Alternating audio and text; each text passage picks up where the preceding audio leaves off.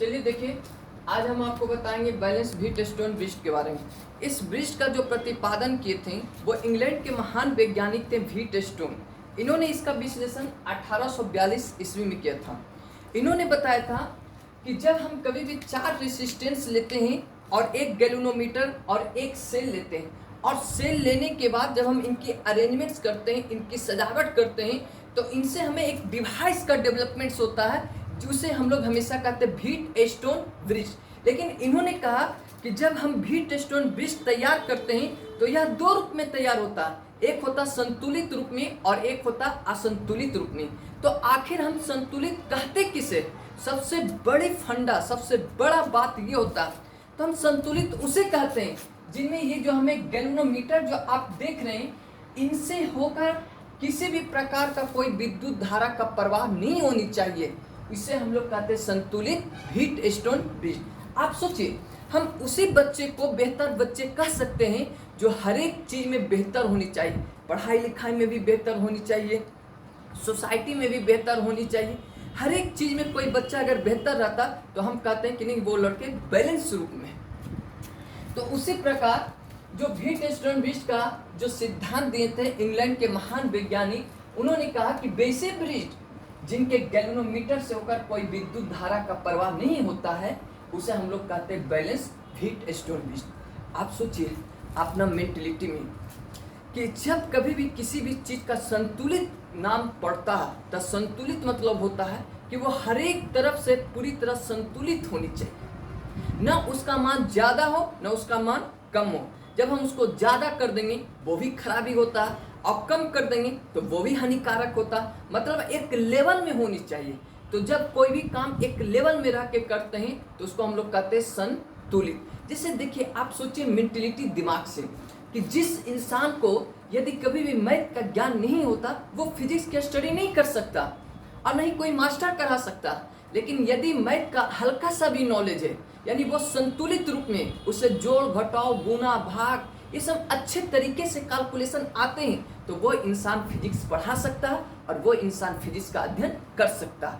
उसी प्रकार वो जो इंग्लैंड के वैज्ञानिक थे, वो व्हीटस्टोन ब्रिज ने, उन्होंने कहा कि बेटे हम बैलेंस व्हीटस्टोन ब्रिज उसे कहते हैं जिनमें किसी भी गैल्वेनोमीटर से किसी धारा का प्रवाह नहीं होता, मतलब IG का मान 0 के बराबर होता, उसे हम लोग कहते हैं बैलेंस व्हीटस्टोन ब्रिज कहते हैं। यहाँ पे हमने आपको 2 रूप में डिफिनीशन लिख चुके हैं। सबसे पहला डिफिनीशन ये है कि वैसे ब्रिज जिनके गैल्वेनोमीटर से होकर कोई विद्युत धारा का प्रवाह नहीं होता है, उसे हम लोग कहते हैं बैलेंस व्हीटस्टोन ब्रिज।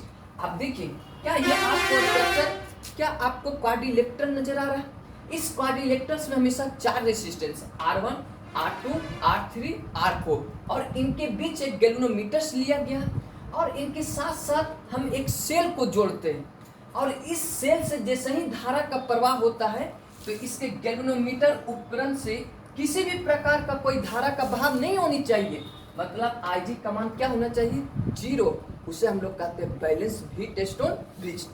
दूसरी डिफिनीशन जो है वो व्हीटस्टोन ब्रिज नामक वैज्ञानिक ने यह बतलाया कि जब हम किसी 4 रेसिस्टेंस, एक गैल्वेनोमीटर और एक सेल को जोड़कर जब हम एक डिवाइस को विकसित करते हैं, तो विकसित करने के बाद जब इस गैल्वेनोमीटर से होकर कोई धारा का प्रवाह नहीं होता है, जैसे लिखा हुआ कि इसके गैल्वेनोमीटर से होकर विद्युत धारा का प्रवाह नहीं होता है, तो इसे हम लोग बैलेंस व्हीटस्टोन ब्रिज कहते हैं।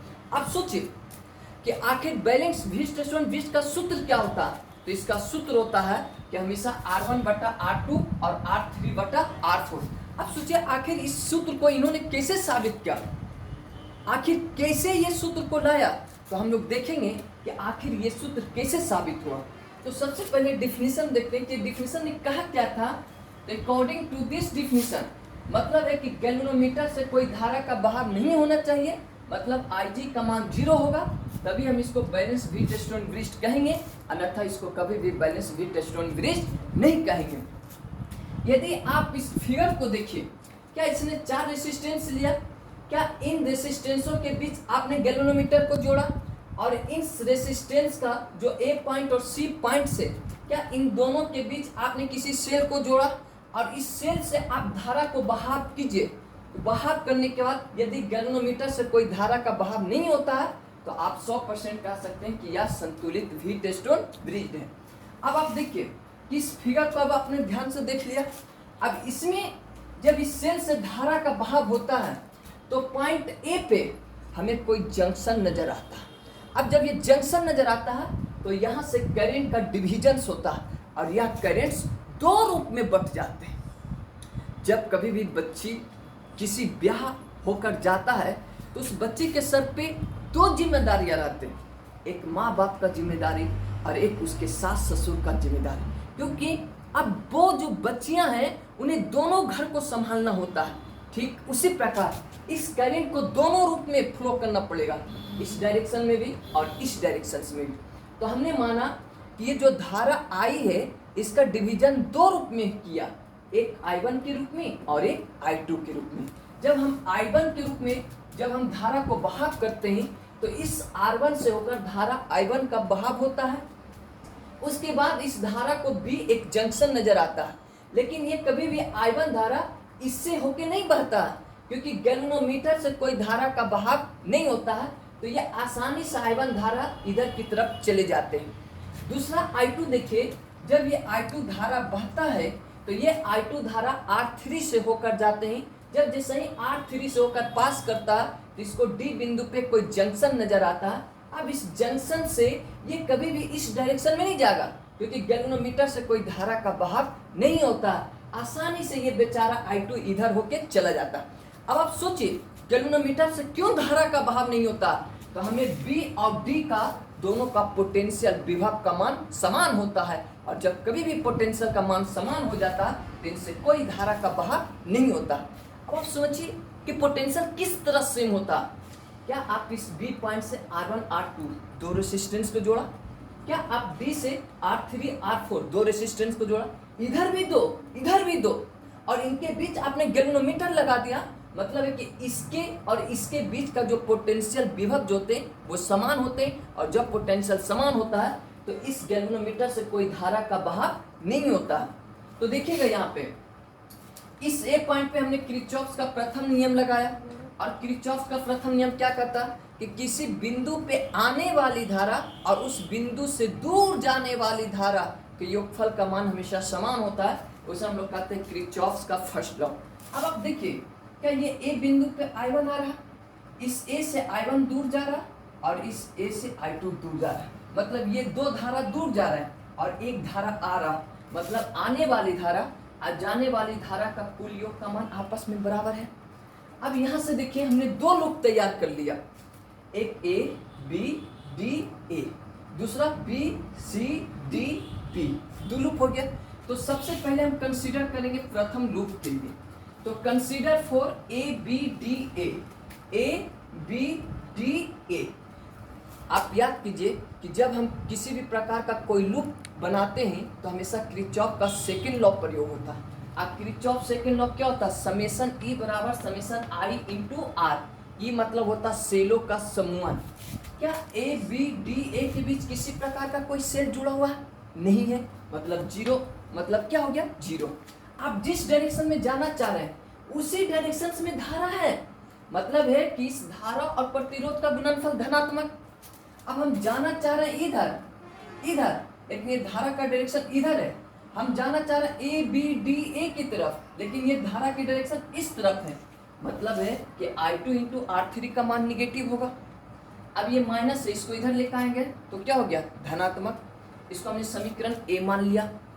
अब दूसरा loop B C D B, आप देखिए इस BC से कौन सा धारा I1 फ्लो हो रहा है, तो I1 किससे होके जाएगा, मतलब R2 से होके जाएगा, और जिस डायरेक्शन में धारा की दिशा उसी डायरेक्शन में तो हम भी चल रहे हैं, मतलब है कि हमेशा I1 इंटू R2 धनात्मक।